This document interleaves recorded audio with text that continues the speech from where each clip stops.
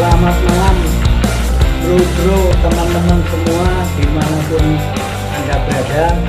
Jumpa lagi saya Mbah Bejo akan menuturkan sedikit cerita tentang Mbah Macan atau harimau, binatang loreng itu yang sampai sekarang menjadi legenda,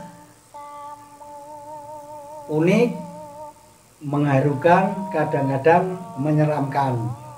Tapi sebelumnya saya buka dulu dengan pantun.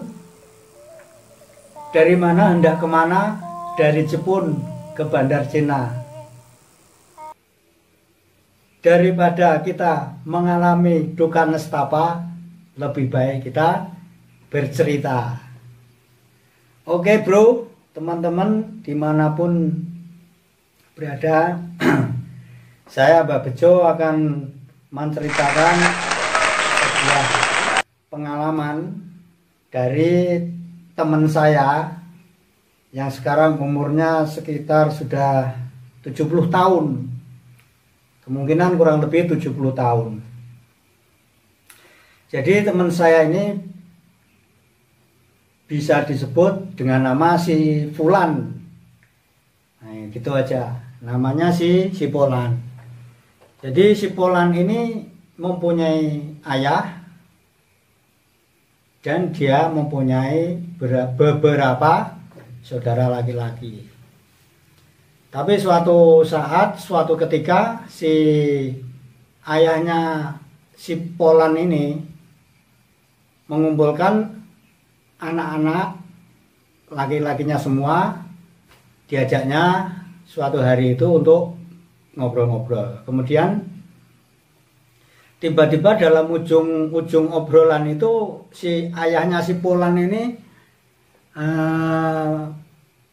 mengatakan kepada si Polan, Polan, ini suatu saat kalau bapak mati, bapak sudah nggak ada, kamu saya titipi barang. Saya titip barang ya. Nah, itu pesennya si bapaknya si Polan. Nah, si Polan ini karena tidak tahu barang apa yang akan dititipkan oleh si ayahnya, dan juga untuk menghormati orang tuanya tanpa banyak berpikir, si Polan ini mengatakan, ya Pak, saya terima wasiat Bapak.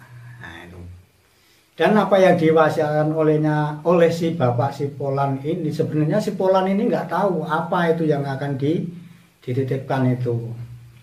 Nah, singkat cerita, hari berganti hari, hari berganti minggu, minggu berganti bulan, bulan berganti tahun, dan tahun berganti tahun.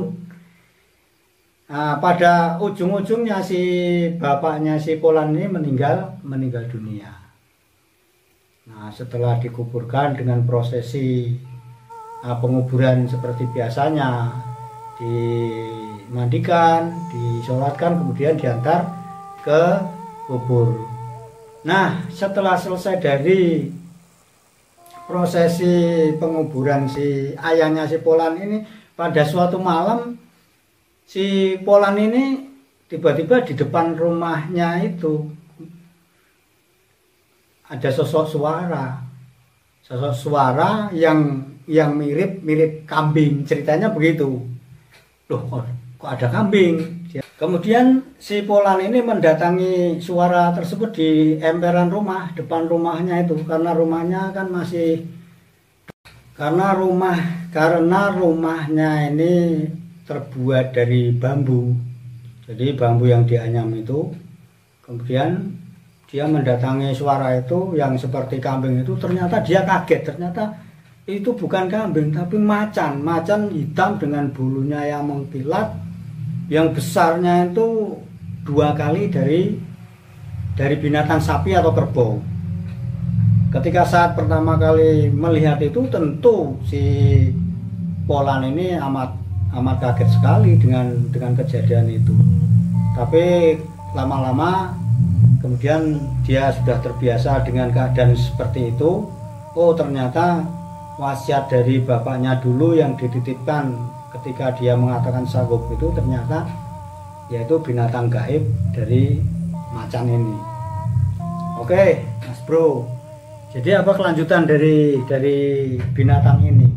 Binatang ini ternyata ini sesosok macan yang besarnya 2 kali sapi atau kerbau, tapi ada anehnya lagi. Jadi binatang itu sukanya makan pisang, jadi bukan daging. Saya dikasih cerita seperti itu, mulanya saya nggak percaya. Tapi ya itulah, binatang gaib itu tidak seperti binatang ya lahir umumnya yang makan, misalnya macan, harimau makan daging atau makan kambing atau makan, enggak. Ini ternyata dia cuma butuh makanan berupa pisang 1 tandan. Jadi tapi tidak tiap hari si macan itu datang. Jadi setiap kali dipanggil saja dia itu akan datang, dan kita sediakan 1 tandan buah pisang oleh teman saya si Polan ini. Nah, apabila kemudian sudah ditaruh di depan si Mbah Macan yang hitam ini, kalau nggak ditawarkan suruh makan, ya nggak dimakan. Tapi kalau sudah disilakan, misalnya ini pisangnya udah dimakan ya, misalnya si Polan mengatakan seperti itu, kemudian ditinggal masuk sebentar, kalau sudah keluar biasanya pisangnya itu sudah habis dimakan. Tapi anehnya lagi teman-teman Bro, ketika pisangnya itu sudah dimakan, itu bukan pisangnya ini tidak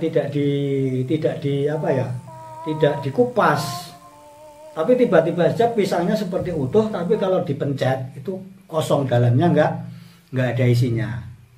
Nah itu anehnya.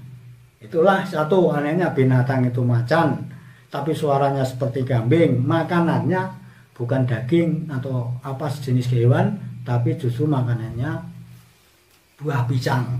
Dan itu harus 1 tandan. Kalau disilakan baru dimakan, kalau enggak ya enggak dimakan. Itu seperti kalau waktu saya merantau di Sumatera, Mbak Bejo merantau di Sumatera itu sering mencari, kalau musim durian kita sering mencari durian runtuh kalau pagi-pagi. Tapi kalau didului oleh Mbah Macan, ya kita cuma dapat durian utuh tapi isinya nggak ada. Waktu itu Mbak Bejo nggak tahu, loh kok bisa seperti ini. Orang-orang di sana mengatakan kalau buah durian yang jatuh semalam itu sudah didului oleh Mbah Macan atau harimau yang mendului, mengambil dari isi dari buah durian itu, dan itu jelas ada isinya. Nah, itu pertama-tama Mbak Bejo juga bertanya, loh ini buahnya utuh tapi kok nggak ada isinya.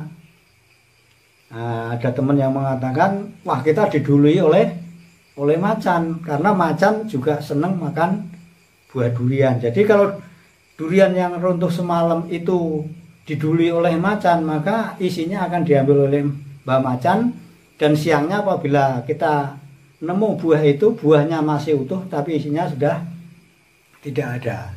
Jadi seperti inilah mungkin binatang mistik gaib dari teman kita tadi si Polan. Jadi dia bukan makan daging tapi justru malah makannya buah pisang. Dan anehnya juga kalau tadi ditawarkan itu baru dimakan, kalau nggak ditawarkan juga nggak dimakan oleh si macan kombang ini yang besarnya 2 kali dari binatang kerbau atau sapi. Jadi kalau si Polan ini mau pergi kemana-mana, kalau misalnya dia ingin ditemani oleh si macan ini, tinggal dia panggil si macan ini namanya siapa, itu nggak dikasih tahu sama Mbak Bejo namanya. Ayo saya mau ke sana, kamu temenin saya ya, gitu. Maka si macan ini akan menemani si Polan ini kemanapun dia malam itu pergi. Tapi kalau tidak disebut, tidak disuruh menemani, dia juga tidak datang. Oke lah teman-teman Bro dimanapun Anda berada, semoga cerita ini menjadi wawasan dari teman-teman semua, juga sekaligus menjadi hiburan untuk teman-teman, mungkin edukasi. Jangan sampai kita itu misalnya mempelajari ilmu macan nanti jatuhnya dengan hal-hal yang seperti ini. Ya kalau itu sudah diniatkan betul untuk seperti itu, ya itu haknya teman-teman. Tapi misalnya teman-teman merasa khawatir, wah bagaimana ini hubungan, ini boleh enggak ya, boleh enggak, kalau ini berdosa enggak. Nah ini maaf ngomong, saya Mbak Bejo tidak berani menilai untuk hal-hal yang seperti ini. Sifatnya Mbak Bejo cuma sharing, bercerita kepada teman-teman. Jadi teman-teman apabila ada mempunyai niat untuk mempelajari ilmu-ilmu seperti ini, harap hati-hati. Nah, kalau memang sudah diniati ya monggo. Untuk selanjutnya ya mungkin bro-bro teman-teman semua harus tetap waspada, karena kalau kita jatuh kepada ilmu yang tidak benar itu biasanya di akhir hayat kita itu menjadi tidak begitu bagus. Oke teman-teman, begitu dulu cerita kisah dari si Polan temennya Mbah Bejo.